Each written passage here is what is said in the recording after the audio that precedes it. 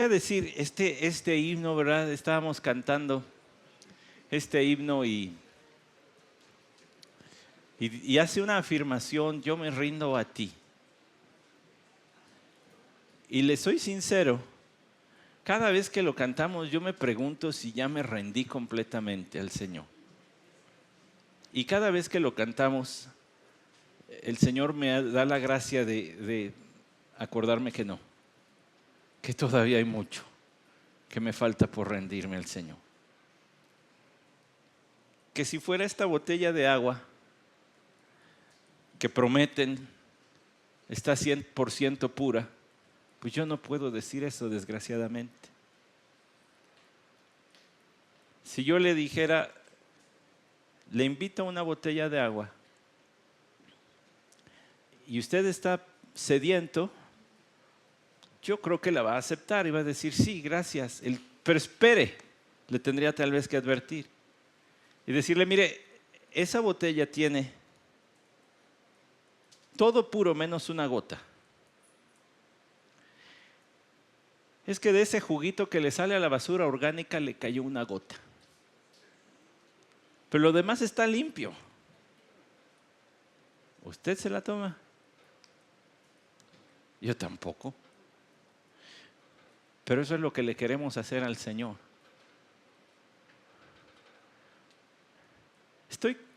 Ya estoy bastante más limpio que cuando te conocí, Señor. Con eso, ¿no? No. Pero, Señor, una gotita. Pues aunque fuera media gotita, tampoco. Hasta que estés bien limpio. Hasta que estés completamente limpio. ¿Sabe que el texto que nosotros tenemos para el día de hoy no contiene la palabra santidad? Cuando leamos el texto, usted va a ver que no menciona la palabra santidad, pero tiene todo que ver con la santidad. Permítame recordarle lo siguiente: Dios siempre se ha interesado en la santidad de su pueblo. Tristemente, los creyentes, cuando escuchamos la palabra santidad, nos quedamos pensando, bueno, pero ya sé que eso es inasequible en esta vida, entonces, pues sí, dígalo, pastor, pero ya sabemos que nadie va a llegar en esta vida. Bueno, una cosa es la santidad perfecta de Dios, otra cosa es la santidad posicional de los creyentes y otra cosa es la santidad práctica de los creyentes. Se lo explico. Dios es perfecta y absolutamente santo y todas sus virtudes son acompañadas por su santidad. Su amor es santo, su justicia es santa, su ira es santa. Todas ellas son acompañadas por su santidad. Por eso es que también decimos que la santidad de Dios es la suma de todos sus atributos. Todo Él es perfectamente santo.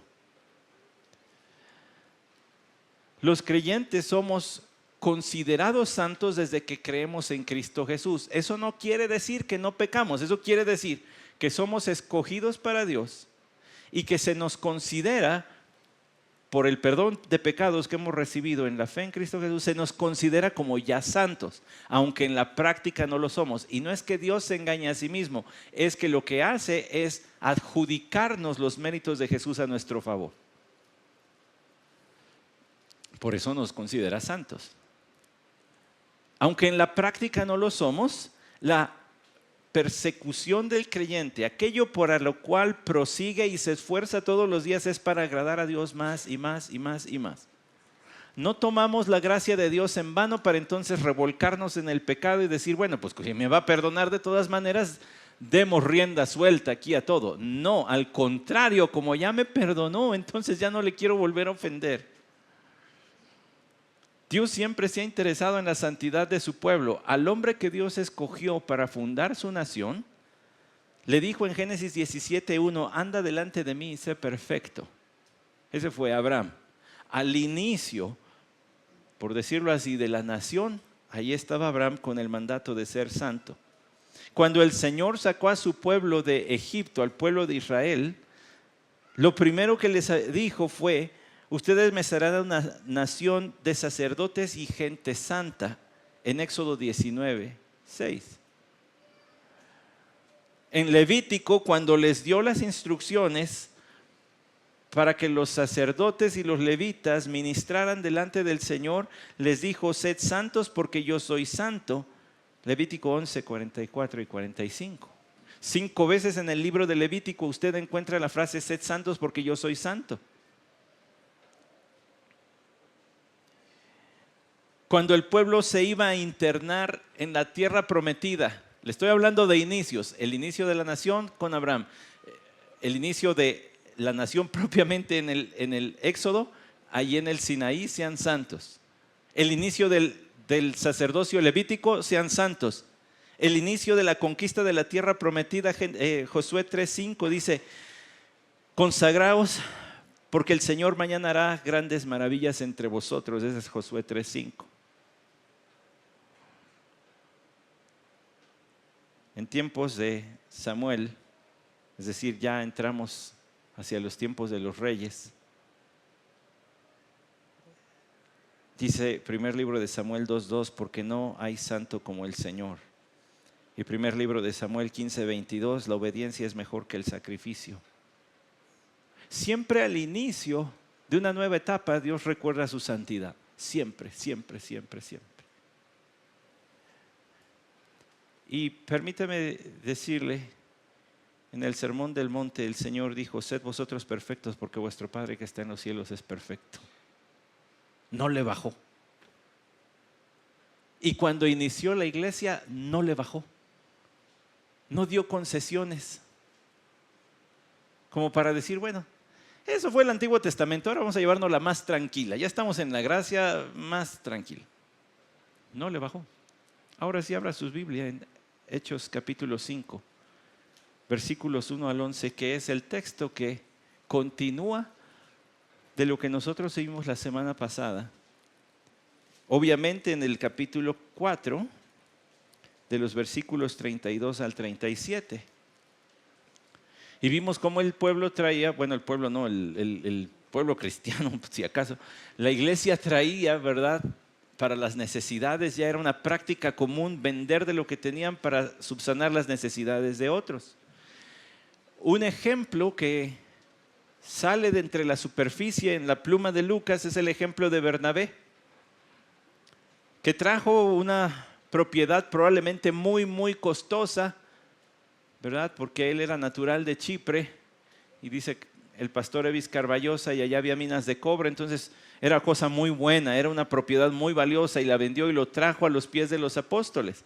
Y en su costumbre literaria, Lucas compara el ejemplo de este varón con el ejemplo de un matrimonio, y el ejemplo del matrimonio es el que está en el capítulo 5, versículos 1 al 11. Entonces vamos a Hechos capítulo 5, versículos del 1 al 11. Y cuando tenga la lectura, si puede, me acompaña de pie para la lectura de la palabra de nuestro Dios. Hechos 5 del 1 al 11 dice: pero cierto hombre llamado Ananías, con Safira su mujer, vendió una propiedad y se quedó con parte del precio, sabiéndolo también su mujer, y trayendo la otra parte la puso a los pies de los apóstoles. Mas Pedro dijo: Ananías, ¿por qué ha llenado Satanás tu corazón para mentir al Espíritu Santo y quedarte con parte del precio del terreno? Mientras estaba sin venderse, ¿no te pertenecía? Y después de vendida, ¿no estaba bajo tu poder? ¿Por qué concebiste este asunto en tu corazón? No has mentido a los hombres, sino a Dios. Al oír Ananías estas palabras, cayó y expiró, y vino un gran temor sobre todos los que lo supieron. Y los jóvenes se levantaron y lo cubrieron, y sacándolo le dieron sepultura. Después de un lapso como de 3 horas entró su mujer, no sabiendo lo que había sucedido. Y Pedro le preguntó: dime, ¿vendiste el terreno en tanto? Y ella dijo: sí, ese fue el precio. Entonces Pedro le dijo: ¿por qué os pusisteis de acuerdo para poner a prueba al Espíritu del Señor? Mira, los pies de los que sepultaron a tu marido están a la puerta y te sacarán también a ti. Al instante ella cayó a los pies de él y expiró. Al entrar los jóvenes la hallaron muerta y la sacaron y le dieron sepultura junto a su marido. Y vino un gran temor sobre toda la iglesia y sobre todos los que supieron estas cosas. Vamos a orar. Señor, te damos muchas gracias porque nos concedes reunirnos en tu santo nombre. Es decir, lo que nos convoca eres tú. No la música, no la compañía y la convivencia, nos convocas tú. Y hoy, Señor, el texto nos pone de frente con tu santidad. Permite que tengamos a través de tu palabra un encuentro contigo y que hagas de Renovación una iglesia más santa, cada creyente más santo. Amén. Tome su lugar. En la providencia del Señor y en las matemáticas de Pitágoras, el capítulo 5 viene después del 4. Y hoy que recibimos nuevos miembros, ¿qué texto para recibirles? Un texto que recuerda la demanda de Dios de que su pueblo debe ser santo. Pero no solamente para nuestros hermanos que recibimos como nuevos miembros de nuestra iglesia, sino para todo creyente. Es un reencuentro con la santidad de Dios. Es un texto estremecedor, le voy a decir. Es duro. Nos recuerda aquella ocasión en que el arca de Dios fue regresada y mientras era transportada, un hombre llamado Usa se atrevió a tocarla y cayó muerto en ese lugar. Nos recuerda también de aquellos 2 sacerdotes que ofrecieron fuego extraño al Señor y cayeron muertos en ese lugar. Nos recuerda de aquel hombre Acán en Josué capítulo 7, cuando el Señor les dijo: no tomen nada para ustedes, todo va a ir consagrado para mí. Y tomó algunas cosas y terminó siendo muerto. El juicio de Dios cayendo de manera repentina, súbita, es decir, un castigo mortal. A Dios le interesa la santidad de cada creyente. Dios está más interesado en su santificación que usted mismo en su propia santificación. Por eso ha hecho todo para que usted viva de manera santa. Le ha salvado, le ha dado su espíritu, le ha dado su palabra y le ha hecho parte de una iglesia donde se predica la palabra y diría Calvino, ¿verdad? Donde se predica la palabra de Dios y se administran los sacramentos. Vamos, es que venía del catolicismo, entonces le llamaba sacramentos a las ordenanzas. Donde se administran las ordenanzas, allí hay una iglesia. Entonces se predica la palabra, se imparte el bautismo, se imparte la cena del Señor. Hay disciplina cristiana. Esa es una iglesia. Y aquí usted tiene un texto que, como le dije, es estremecedor y hay muchos detalles por decir, hermanos, hay muchos. Agárrese. Pero los creyentes oraron por valor en el capítulo 4. ¿Se acuerda? Una vez que fueron liberados, los apóstoles fueron a los suyos y alzaron la voz en una oración, en un mismo pensamiento, y las palabras que quedaron registradas en esa oración, en el versículo 29, tienen que ver con lo que vamos a ver hoy. Ahora, Señor, considera sus amenazas y permite que tus siervos hablen tu palabra con toda confianza, mientras extiendes tu mano para que se hagan curaciones, señales y prodigios mediante el nombre de tu santo siervo Jesús. Ellos oraron por valor, lo contrario al miedo. Y Dios respondió dándoles valor para predicar su palabra, porque es lo que dicen los versículos siguientes. Versículo 33, con gran poder los apóstoles daban testimonio de la resurrección del Señor. Entonces estaban dando testimonio poderoso en respuesta a la oración. Le pidieron a Dios: ayúdanos para que todos sus intentos de amedrentarnos no nos hagan ni cosquillas, que nosotros prediquemos con confianza. Acto seguido estaban predicando con confianza. No había miedo, no había temor. Pero ¿sabe dónde sí hay temor? 2 veces en el capítulo 5, versículo 5 primero, al oír a Ananías estas palabras, cayó y expiró, y vino un gran temor sobre todos los que lo supieron. Además, dice el versículo 11, y vino un gran temor después de la muerte de Safira sobre toda la iglesia y sobre todos los que supieron estas cosas. El temor de la iglesia no es el miedo a la persecución. El temor de la iglesia es el miedo al nombre santo de Dios. Usted y yo debemos tenerle más miedo a pecar que a ser perseguidos. Y miedo a pecar no porque vayamos a perder nuestra salvación, sino por la reverencia que sentimos y tenemos debido a nuestro entendimiento de quién es Dios. Eso nos debe causar mayor temor, reverencia, que el miedo a ser perseguidos o hostigados por el nombre del Señor. Ya lo decía el Señor en Mateo capítulo 10, versículo 28. Ahora ustedes ya van a tener las citas aquí, no sé si en este momento, ¿verdad? Creo que sí. Ahorita, no le hace. Bueno, usted recuerda las palabras del Señor, ¿a quién se debe temer? No a los hombres, a Dios. No teman al que puede destruir, a los que pueden destruir el cuerpo. Dice Mateo 10, 28, y no temáis a los que matan el cuerpo, pero no puedan matar el alma. Más bien temed a aquel que pueda hacer perecer tanto el alma como el cuerpo en el infierno. No teman a los hombres, teman a Dios.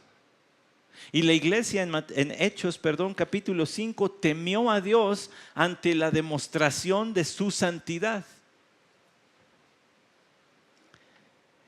Entendemos, ¿verdad? Todos que esto es palabra de Dios a través de una pluma humana.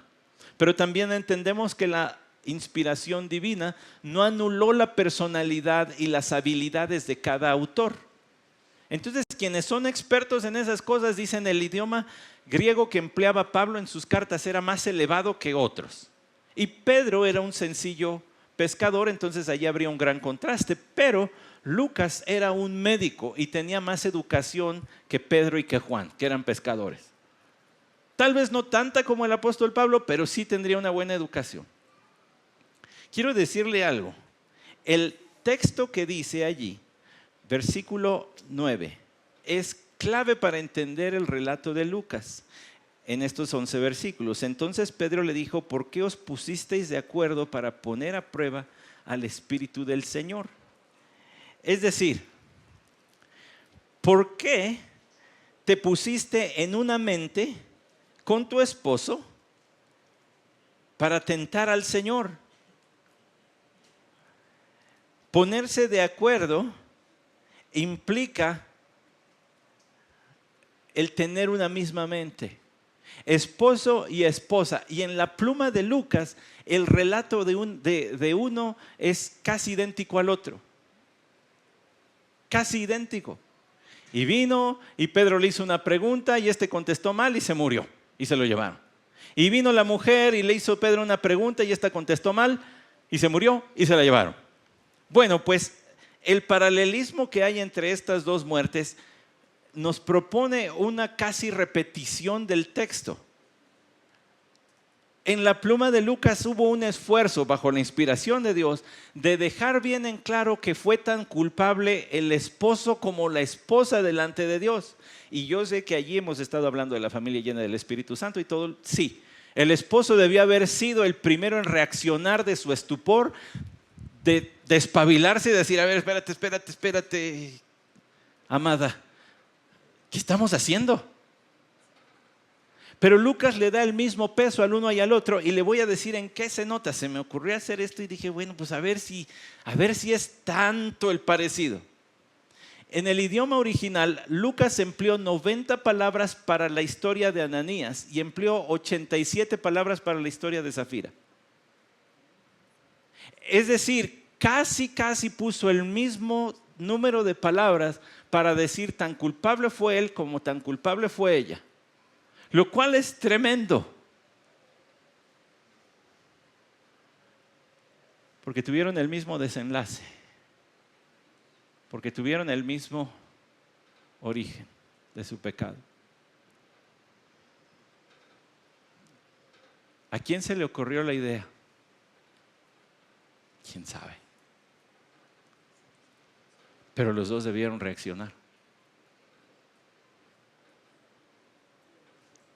La Biblia tiene palabras muy serias en cuanto al pecado, desde la santidad de Dios, pero también tiene palabras igual de serias cuando hay complicidad.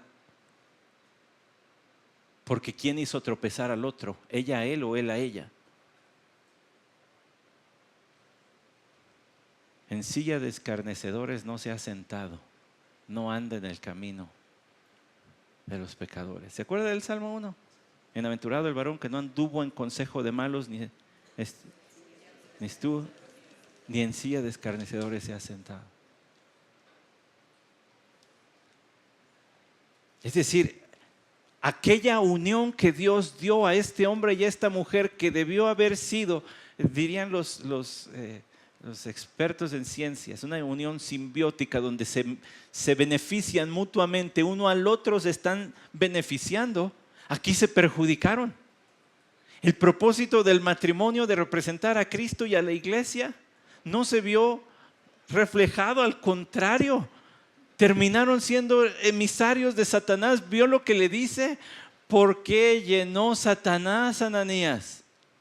Cuando le dice llenó, está empleando el mismito verbo que utiliza Efesios capítulo 5, versículo 18, sino sed llenos del Espíritu Santo, dijo Pablo.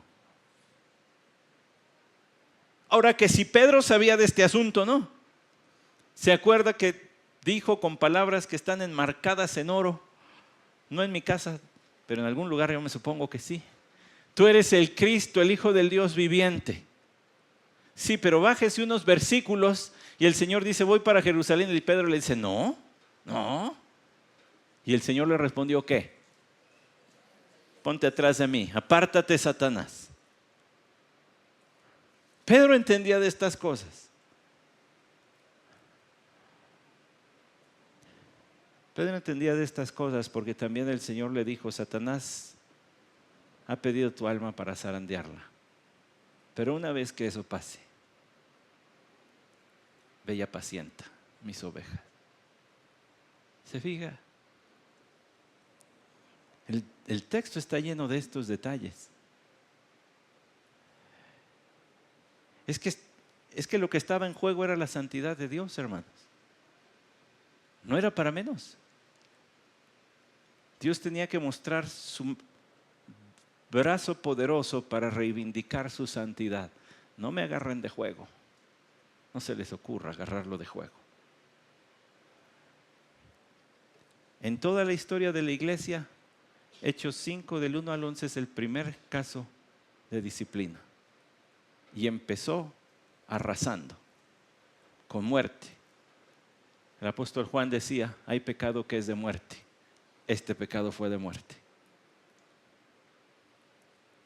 Pedro le dijo a Safira, no, ¿por qué tentaron al Señor? Pero Santiago 1 dice, el Señor no puede ser tentado. ¿A qué se refiere Pedro? ¿Quiere saber? Va a tener que venir. No, no es cierto. ¿A qué se refiere Pedro con eso de que no, ustedes tentaron? A provocar. A provocar. El querido pastor Luis Contreras explicaba en alguna clase que nos dio. Es invitar a Dios a hacer como Él ha dicho que va a hacer con el pecado. A ver. No es tentación, es invitación, decía. Es invitarle. A ver si actúas. A ver si la cumples. Como chiquillo que desafía la autoridad de papá o de mamá. A ver, sí. Dice el versículo 1, pero cierto hombre llamado Ananías, con Safira su mujer, vendió una propiedad. Se fija que gracias a Dios por los hermanos traductores bíblicos, ¿verdad? Son un tesoro anónimo para el cristianismo. No sabemos sus nombres en la mayoría de los casos, pero gracias a Dios por sus vidas. Inicia aquí el versículo, pero, o sea que establece un contraste con el anterior. Bernabé entregó una ofrenda, todo fue muy bonito, pero un hombre llamado Ananías, que significa el Señor es benigno. Ananías está bonito el nombre. Qué bueno que se va a llamar Pablo, ¿verdad? Porque si le pusieran a Ananías, bueno, pues ojalá que sea el del capítulo 9, no el del 5, ¿verdad? El que fue a ver a Pablo y todo, pero aquí Ananías significa el Señor es benigno. Y luego dice, llamado Ananías con Zafira, y Zafira significa hermosa, hermosa. Zafira, su mujer, vendió una propiedad y se quedó con parte del precio, sabiéndolo también su mujer. Espere un momentito porque eso lo explica el versículo 4. Pedro le dijo a Ananías, mientras estaba sin venderse no te pertenecía y después de vendida no estaba bajo tu poder. Es decir, el acto de ir y vender una propiedad fue un acto libre y la ofrenda que se traía también era un acto que las personas decidían. No permita allí que su mente se confunda, ¿verdad? Porque a veces se maneja que aquí hablaban de comunismo. Y lo expliqué la semana pasada. El comunismo dice lo tuyo es mío. La comunión dice lo mío es del que lo necesite. Entonces ellos tenían la libertad de vender o no vender. No era una exigencia que se ponía sobre los nuevos miembros. No sufráis, hermanos nuevos miembros. No se les va a decir, pues a ver, ahora vaya y vende el carro y traiga aquí porque no les vamos a decir eso jamás. O como dice el pastor Isaac, si algún día de esto lo hacemos, tienen todo el permiso para ponernos una camisa de fuerza y sacarnos de aquí y ya perdimos la brújula. No lo vamos a hacer. Eso lo hacen las sectas, imponerle precio a la fe. Los apóstoles no lo hicieron. Fue un acto generoso, desprendido, libre. Entonces a él le podía quedar todo el dinero si así lo quería. Si ya vendió su propiedad, pues podía quedárselo. O dar una parte como hicieron, pero no decir que era todo.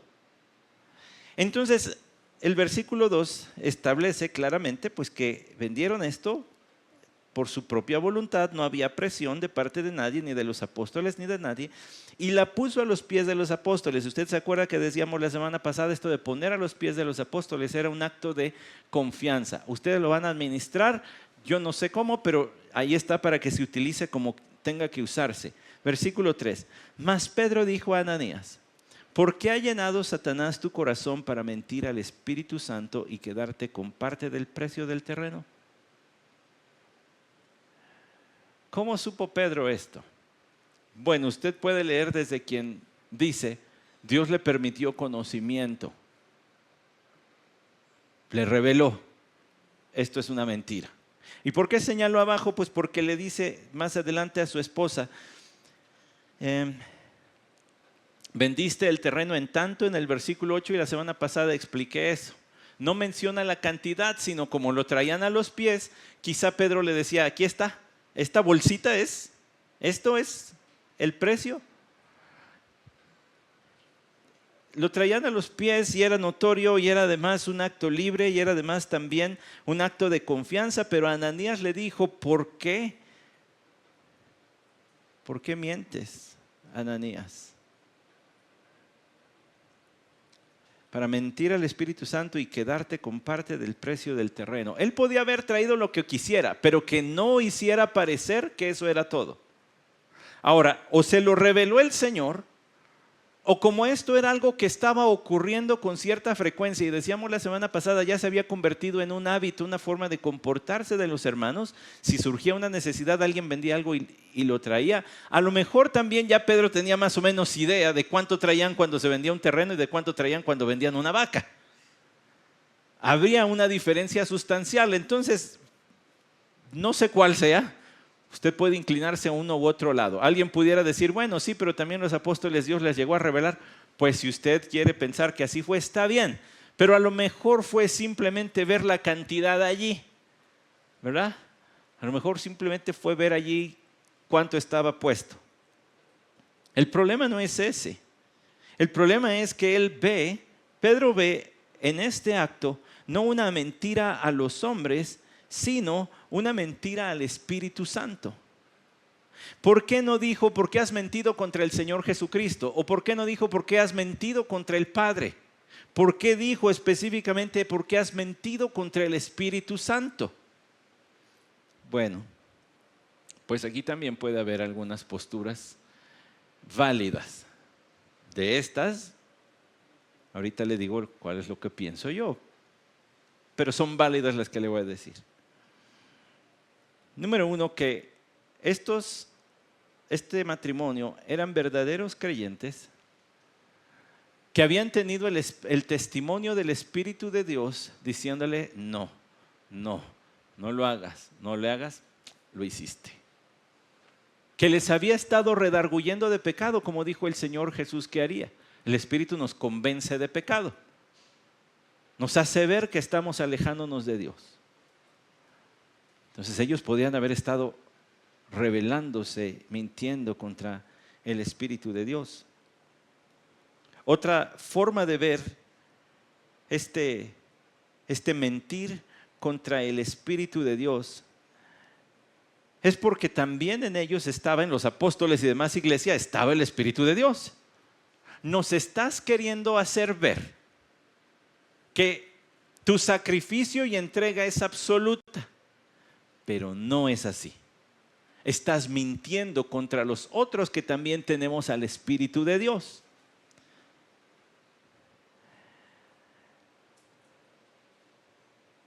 Ananías estaba pecando de una forma, hermanos, que se peca más comúnmente de lo que pensamos. Ananías estaba pecando de fingir espiritualidad.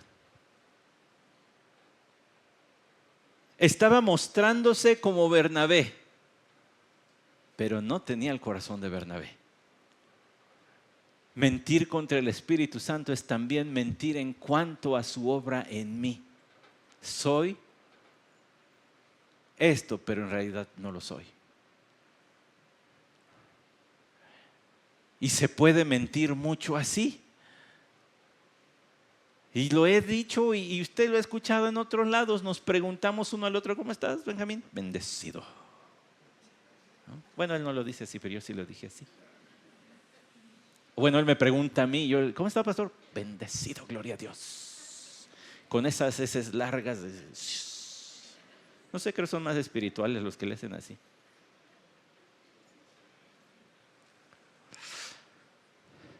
Pero fingimos.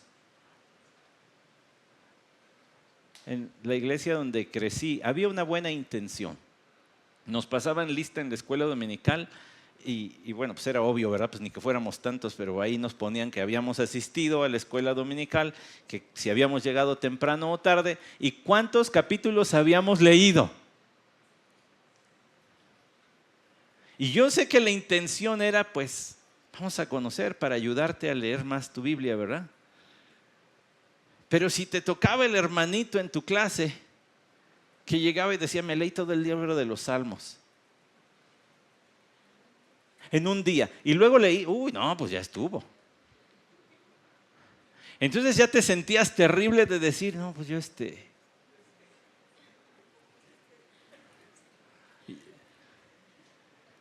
Pero aún en esas respuestas le finges a la espiritualidad. ¿Cómo voy a decir aquí que no leí? O que leí pues, lo que trae el pan diario, ¿no? El versiculito allí. ¿Cuántos capítulos? No, pues como 7 versículos. Y finges que eres bien espiritual, pero en realidad no.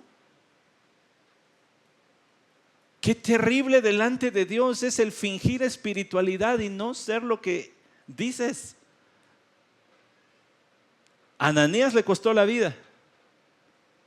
E igual a su esposa. Nada como ser sincero, honesto. Pues esto soy lo que soy, hermano, ¿me puede ayudar?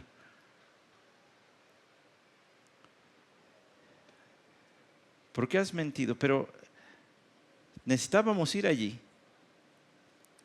Porque mire de dónde viene el origen de estas mentiras. ¿Por qué ha llenado Satanás tu corazón?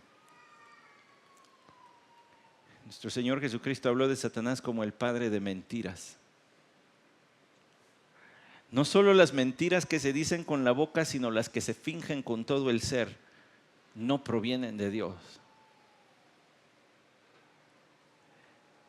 Y tampoco es, hermanos, para que de aquí partamos a decir, bueno, entonces, es que Satanás me tentó, pastor. Ay, hermano, si Satanás lo tentara, usted tendría que ser igual de santo que el Señor Jesucristo o igual de santo que Adán y Eva. Porque a los únicos que tentó personalmente Satanás fue ellos dos. ¿Por qué? Porque Adán era perfectamente santo cuando fue creado. Y el Señor Jesucristo era, es y seguirá siendo perfectamente. La tentación tenía que venir de afuera, no del corazón. Usted y yo ya estamos en otra etapa donde la tentación viene del corazón. Cuando vuestras concupiscencias, dice Santiago en el capítulo 1, dan a luz el pecado. Entonces no le andemos colgando santitos a Satanás, no, ni quiere santitos. No le andemos colgando cositas a Satanás. Él no puede tentarnos a todos. Somos tentados de nuestro corazón. En el caso de Ananías, Pedro estaba señalando, no estaba diciendo, Ananías, estás bien endemoniadote. No estaba diciendo de eso. Estaba diciendo, te estás comportando como. Y Pedro sabía si el Señor le dijo, vete para acá atrás. Apártate de mí, Satanás. Este lo sabía oler. Te estás comportando como el propio diablo, Ananías. Así que le dice, ¿por qué ha llenado Satanás para mentir al Espíritu Santo y quedarte con parte del precio del terreno? Mientras estaba sin venderse, no te pertenecía. ¿Qué necesidad tenías, Ananías? Era tu propiedad, nadie te la pidió, nadie te obligó. Y después de vendida no estaba bajo tu poder. El dinero era tuyo. Si querías ofrendar algo aquí para los hermanitos, estaba bien. Y si no, te lo hubieras quedado, hermano, te hubieras ido de vacaciones allá.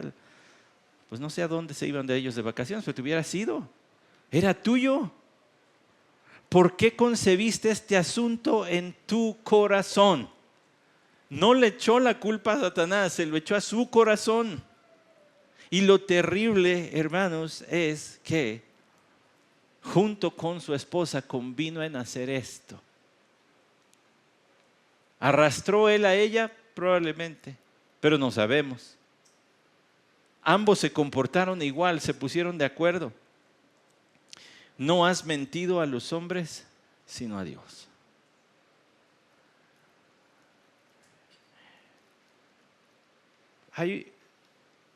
Hay terribles expectaciones acerca de lo que debe ser una iglesia, que a veces intimidan a las personas o los más nuevos para venir.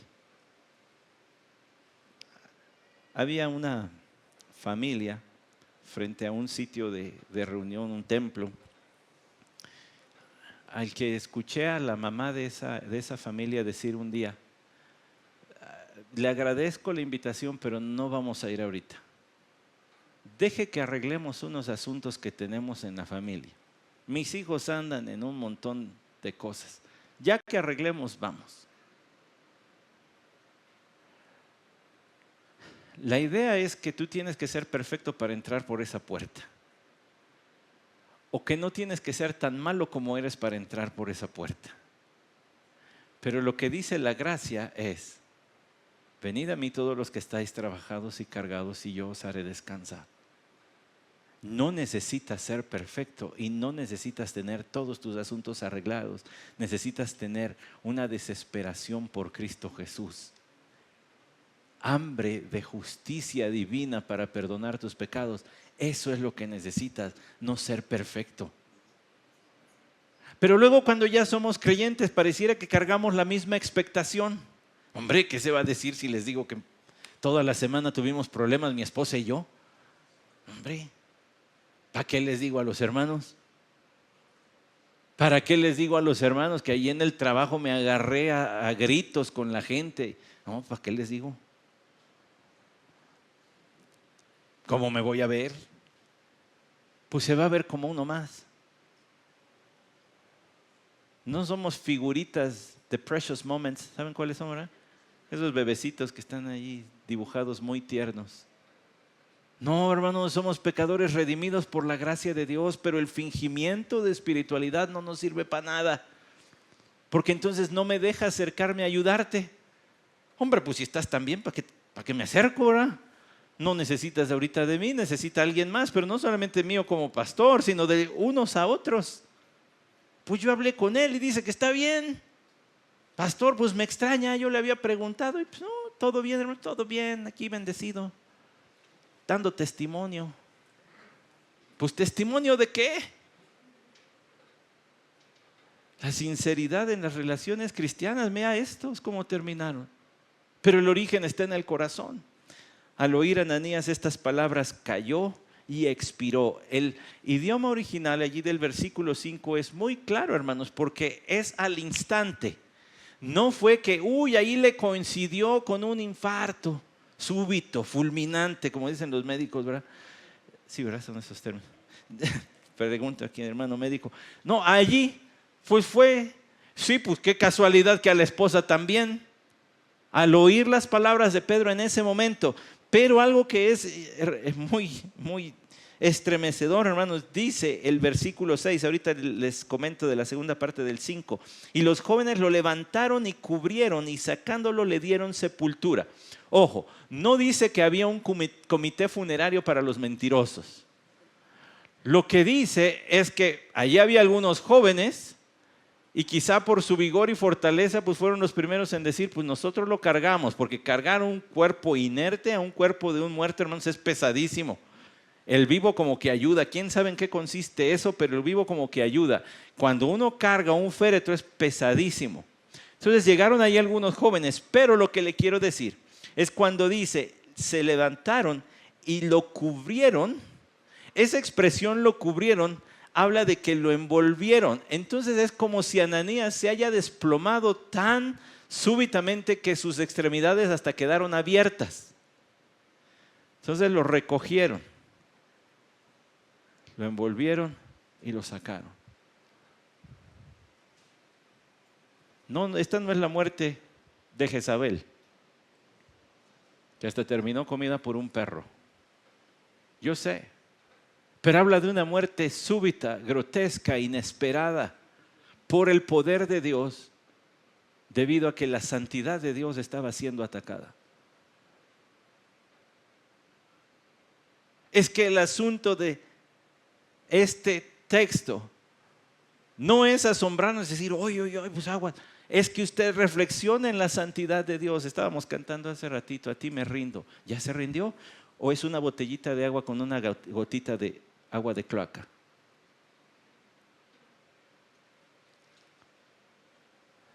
Es que el asunto de toda disciplina cristiana es la santidad de Dios. Es porque la santidad de Dios está en entredicho. Entonces se actúa. Y Dios actuó. Cayó y expiró y vino un gran temor sobre todos los que lo supieron. La iglesia no tenía miedo hasta aquí. Habían tenido miedo en el aposento alto. Luego vino el Espíritu de Dios y se les quitó todo el miedo. Luego los quisieron amedrentar y dijeron, Señor, no nos dejes caer en miedo. Pero cuando el Señor actuó, allí sí tuvieron miedo. Es la respuesta clara a un fresco entendimiento de la santidad de Dios.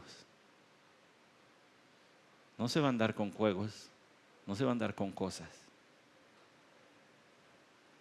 Y no es que ante cada pecado Él reaccione con quitar la vida, pero es que nos lo tomemos en serio. El versículo 6 ahora sí dice, y los jóvenes se levantaron y cubrieron y sacándolo le dieron sepultura. Ahora, ¿quién sabe hasta dónde se fueron? Porque Lucas, en la inspiración del Espíritu de Dios, le pone suspenso, le pone drama. El versículo 7 está en mis notas, le puse aquí drama, le pone drama. Después de un lapso como de 3 horas entró su mujer, no sabiendo lo que había sucedido. Pues también quién sabe dónde andaba, porque se ha de haber corrido la noticia como pólvora. Pero ella no se enteró. Algunos comentaristas dicen, se adelantó Ananías al culto porque ella dijo, ya nomás me maquillo y te alcanzo. No es cierto, no dicen eso los comentaristas. Lo dije yo a riesgo de no comer y cenar este día.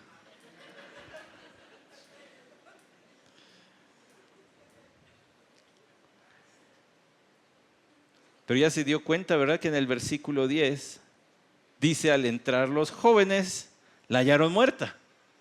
O sea que también ellos se llevaron allá el cuerpo y pues se tardaron, pues sí, si había que darle sepultura en lo que cavaban el hoyo, en lo que cubrían el cuerpo con tierra, etc. Pero vaya al versículo 7.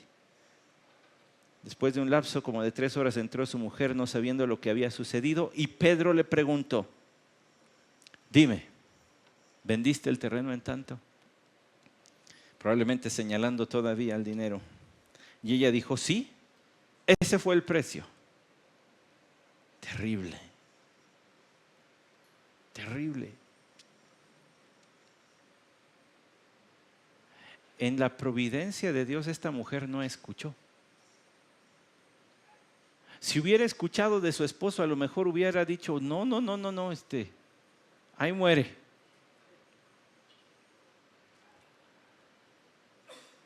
Pero quizá por el acuerdo que ya tenían, no sé, solamente estoy diciendo eso, especulando un poco. Pero en la soberanía de Dios no le permitió el espacio para el arrepentimiento.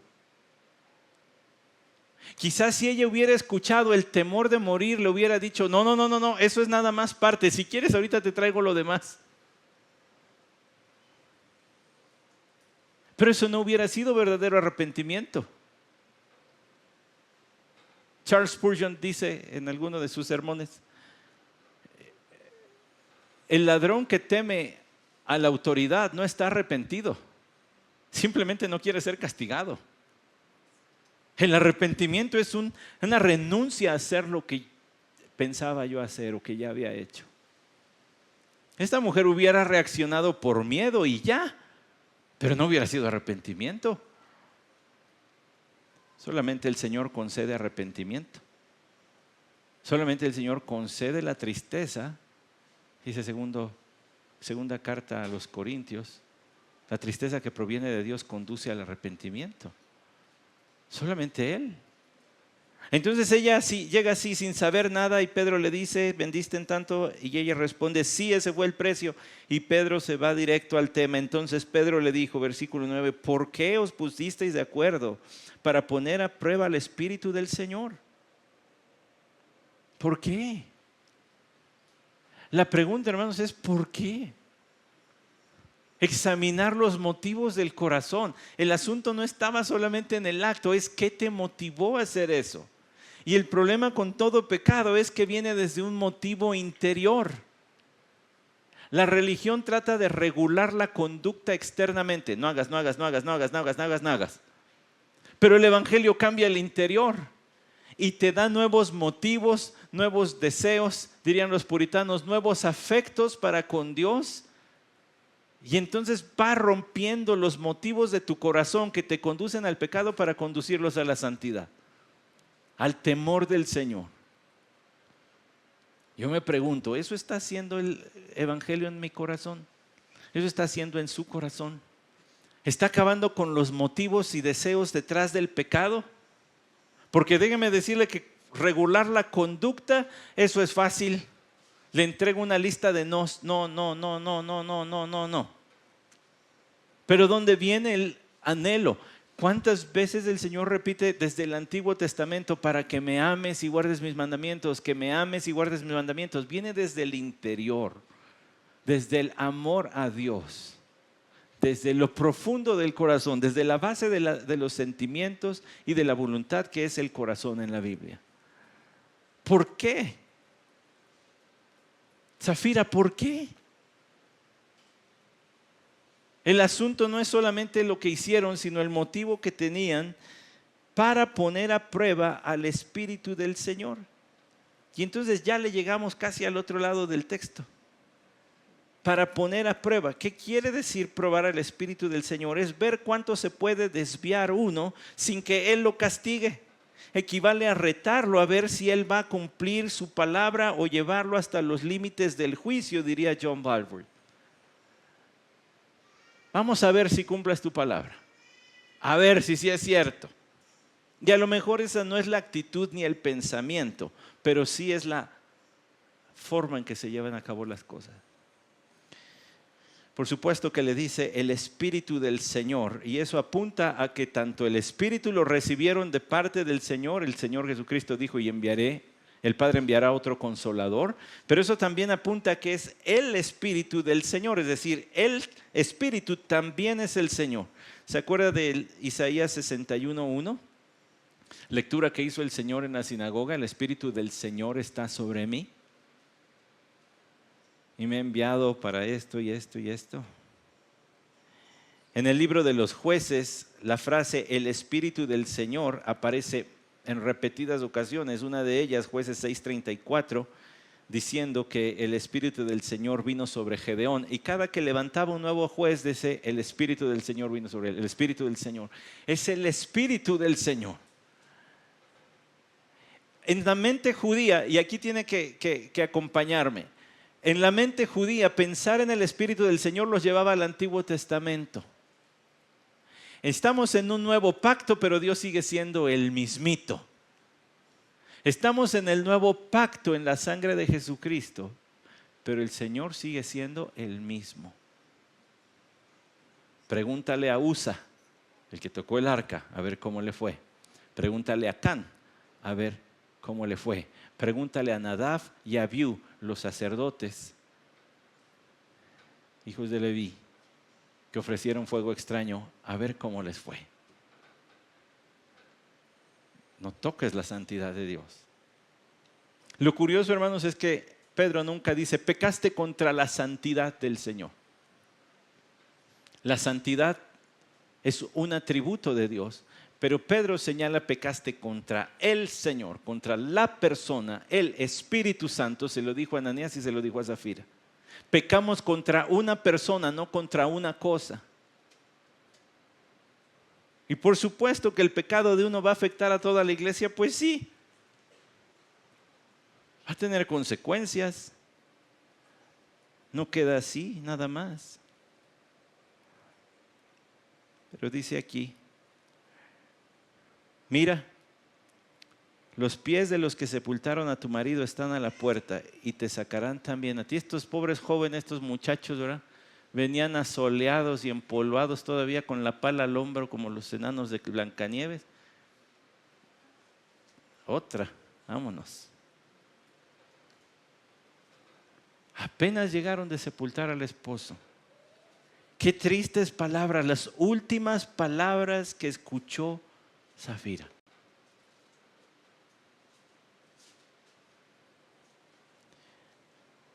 Los que sepultaron a tu esposo, y allí entendió, ahora también a ti. Al instante ella cayó a los pies de él y expiró. Muy interesante que de los dos dice que cayeron a los pies de Pedro. ¿Dónde se ponían las ofrendas? A los pies de los apóstoles. ¿Dónde cayeron muertos? Frente a Pedro. Para que quedara bien claro que no fue un accidente y no fue una coincidencia. Fue por la conversación, la confrontación con su pecado, que Dios los fulminó allí. Al entrar los jóvenes la hallaron muerta y la sacaron y le dieron sepultura junto a su marido. Y aquellos que se confabularon para mentir a Dios, aquellos que se pusieron de acuerdo para pecar, terminaron juntos, sepultados. Y vino un gran temor sobre toda la iglesia y sobre todos los que supieron estas cosas. Este es el testimonio de la santidad. En el capítulo 4, por favor regrésese, ya casi acabamos. Pero en el capítulo 4, dice el versículo 33, con gran poder los apóstoles daban testimonio de la resurrección del Señor, y abundante gracia había sobre todos ellos. Dios había dado testimonio por medio de la sanidad de un paralizado en el capítulo 3, por medio de la predicación, el milagro del paralizado, el mensaje de Pedro que surgió de allí, la confrontación con los líderes judíos, el milagro del sismo ante la oración por valor. Pero ahora lo que daría testimonio del evangelio no sería ni el milagro ni el mensaje, sería el pueblo de Dios viviendo en santidad. Es una de las virtudes que tiene el Evangelio, que transforma desde el interior, que provoca temor reverencial en los creyentes, pero llega a provocar incluso temor, miedo en los no creyentes. Bájese al versículo 14, dice: y más creyentes en el Señor, multitud de hombres y de mujeres se añadían constante al número de ellos. Perdón, lea desde el 13, pero ninguno de los demás se atrevía a juntarse con ellos, sin embargo el pueblo los tenía en gran estima. El pastor MacArthur propone una traducción un poquito alterna a esto.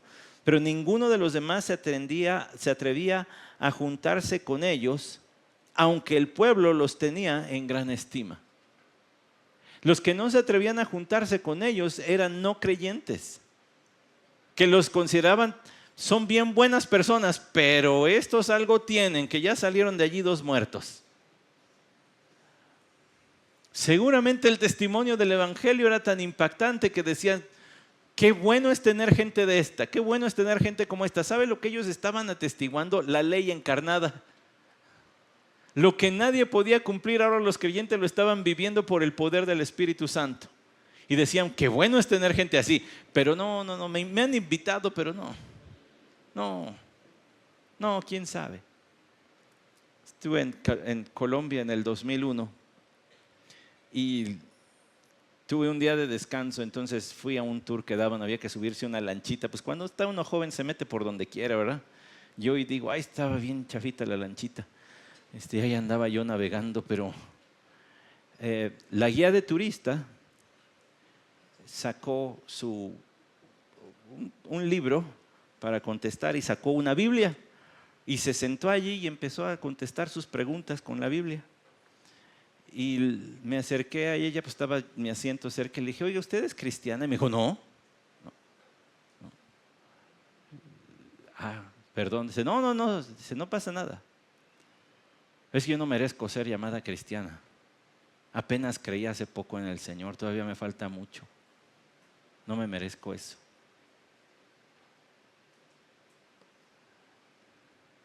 El temor del no creyente a decir: no, pues ¿para qué entro allí? Esto se lo toman muy en serio. Muchos en el versículo 13 no querían, pero otros el Señor salvaba, y una multitud grande y grande y grande. Es el testimonio de la santidad. Se da testimonio por aquí, pero también en la forma en que vivimos. Ahora el sábado nos vamos a evangelizar. Los espero a todos. Pero se da testimonio con la santidad. A la clase de maestros les dije: ¿qué te hace maestro? No lo que sucede de 10 a 1 el día domingo, sino lo que sucede de la 1 de la tarde hasta las 10 de la mañana del otro día domingo. Tu forma de vida. A los alumnos de predicación les digo: no es la predicación lo que te hace siervo. Te hace siervo el resto de tu vida. La predicación es nomás un ratito. Y lo mismo le digo a usted: no le hace santo la hora y media que dura este servicio, le hace santo todo el resto del tiempo que usted procura vivir agradando a Dios.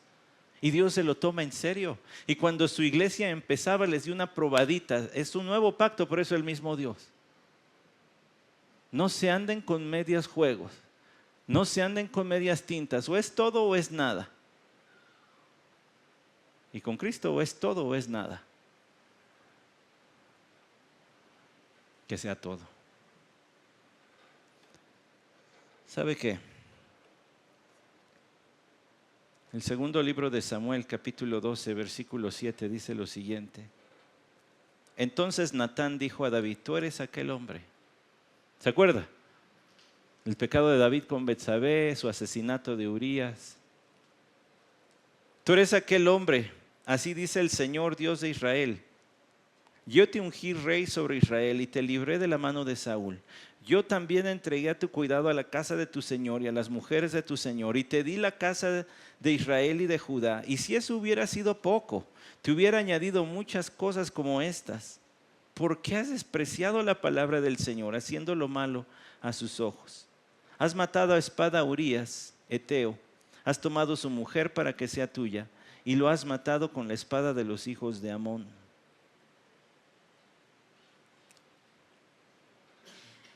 Este fue el momento de David de estar en las sandalias de Ananías, confrontado con su pecado.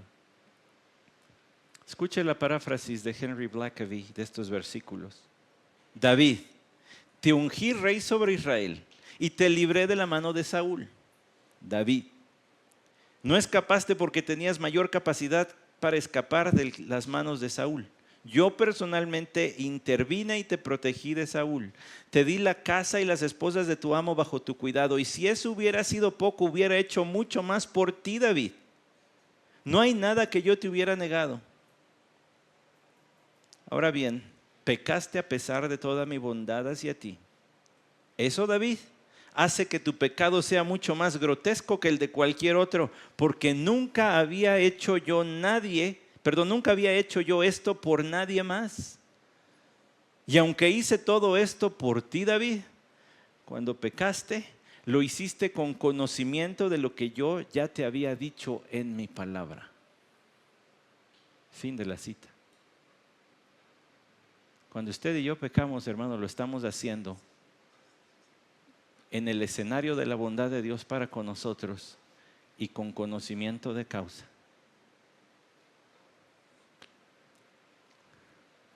Y Dios sigue llamando a su pueblo a ser santo. Es un nuevo pacto, pero es el mismo Dios. Vamos a orar. Señor, tú llamas a tu iglesia a ser santa. Los edificios,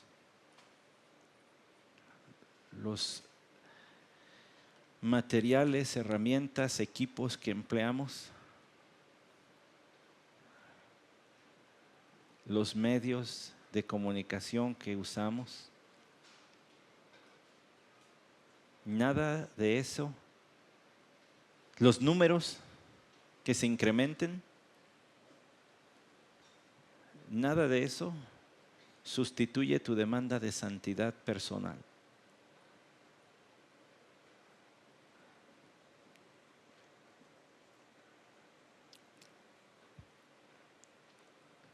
Examina cada corazón, pruébalo y ve si hay en el corazón camino de maldad y guíalo en el camino eterno.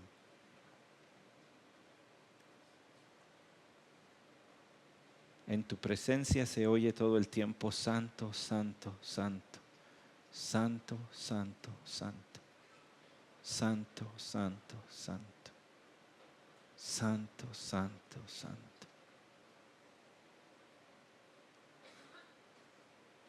Que eso escuche la gente cuando nos vea, porque nuestros ojos están puestos en ti.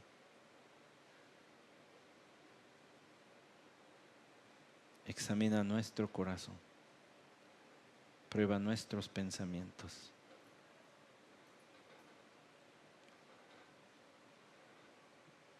Y que nos lancemos y nos aferremos a la gracia tuya, que es nuestra única esperanza. Amén.